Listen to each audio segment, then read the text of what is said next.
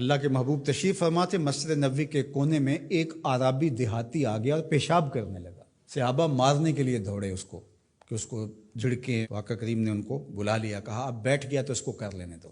جب اس نے پیشاب کر لیا تو آقا کریم علیہ السلام نے اس کو بلایا، کہا یہ مسجدیں ذکر و فکر کے لیے بنائی گئی ہیں، بول و براز کے لیے نہیں بنائی گئی، اور پھر وہاں پانی بہا دیا گیا۔ تو بعض اوقات ہم جس طرح سے لوگوں کے ساتھ رویہ کر رہے ہوتے ہیں، یہ جو موبائل ہے یہ اس دور کی ضرورت ہے، تو بعض اوقات اس کو بند کر دیں تو کھولنا یاد نہیں رہتا، کھول لیں تو بند کرنا یاد نہیں رہتا، تو بعض اوقات نماز کے اندر اس کی گھنٹی بجنا شروع ہو جاتی ہے۔ جس بیچارے کی گھنٹی بج رہی ہوتی ہے تو بعض اوقات اس کو تیزی سے بند کرنا بھی نہیں آ رہا ہوتا، تو وہ دیر بھی ہو جاتی ہے۔ خیر وقت گزر گیا، اب 4 رکعتی نماز ہے، یہ پہلی رکعت کے اندر حادثہ ہوا تو 3 پوری رکعتیں ہیں وہ غصے سے بھرے رہتے ہیں کچھ نمازی کہ اب سلام پھیر کے تو ہم اس کی خبر لیں گے، اور پھر سلام پھیر کے حالانکہ 3 رکعتیں گزر گئی ہیں، تم رب سے جڑے ہوئے ہو، تمہیں تو یاد بھی نہیں ہونا چاہیے۔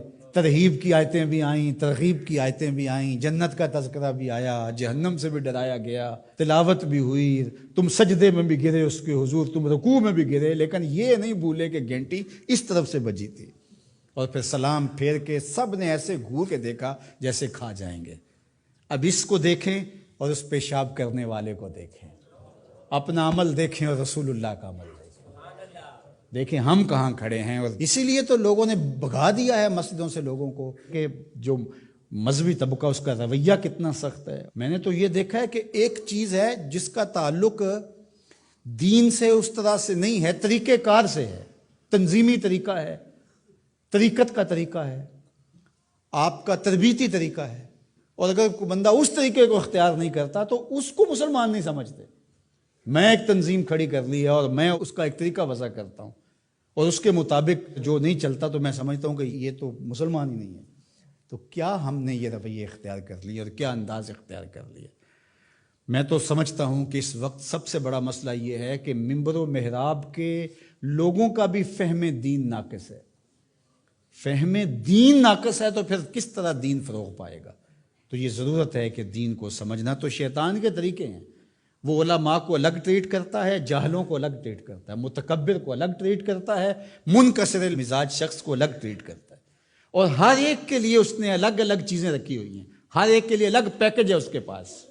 سخی کے لیے الگ ہے، سخت شخص کے لیے الگ ہے، متکبر کے لیے الگ ہے، مولوی صاحب کے لیے الگ ہے، پیر صاحب کے لیے الگ ہے، کارکن کے لیے الگ ہے، لیڈر کے لیے الگ ہے، حاکموں کے لیے الگ ہے، نمازیوں کے لیے الگ ہے، ہر ایک کے لیے الگ اس کے پاس پیکج ہے، اور اس کے ذریعے سے وہ سب کو لوٹ رہا ہے۔ یہ شیطان کے مکر ہیں، فریب ہیں۔ یا ایھا الناس کلوا مما فی الارض حلالا طیبا ولا تتبعوا خطوات الشیطان، اور شیطان کے قدموں کی پیروی نہ کرو۔ یہاں یہ خطوہ کی جمع ہے، قدم کی پیروی نہیں، قدموں کی پیروی نہ کرو۔ معلوم ہوا کہ شیطان کے پاس ایک چال نہیں ہے، اس کے پاس بڑی چالیں ہیں، وہ بڑے بڑے طریقے سے لوٹتا ہے، بڑے بڑے مکر سے لوٹتا ہے۔ آپ تاریخ پڑھیں، مرتبہ ولایت کے پہنچے ہوئے لوگوں کو اس نے برباد کیا۔ بلعم بن بورا کون تھا؟ مستجاب الدعوات ولی تھا نا، لیکن کہاں لڑک کے چلا گیا۔ اس لیے ہمیشہ اپنا محاسبہ کرتے رہنا چاہیے۔ شیطان ادھر سے بھی حملہ آور ہو سکتا ہے، ادھر سے بھی ہو سکتا ہے، آگے سے بھی ہو سکتا ہے، اور اس نے اللہ کے حضور قسم کھائی تھی وَبِعِزَّتِكَ لَأُغْوِيَنَّهُمْ أَجْمَعِينَ، تیرے سامنے یہ بات قسم کر کے کہہ رہا ہوں کہ میں تیرے بندوں کو تیرے تک نہیں آنے دوں گا۔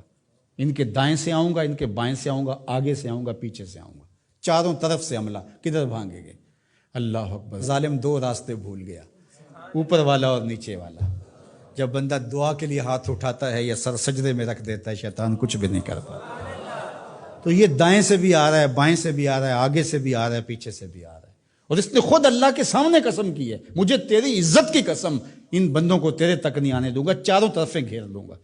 تو یہ چومکھی لڑائی ہے شیطان کے ساتھ، کبھی یہ کسی طرح سے آ جاتا ہے، کبھی کسی طرح سے آ جاتا ہے، کبھی کسی طرح سے آ جاتا ہے۔ تو اس کے بڑے مکر و فریب اور بڑے طریقے ہیں، اللہ تعالیٰ اس کے مکر و فریب سے ہمیں محفوظ فرمائے۔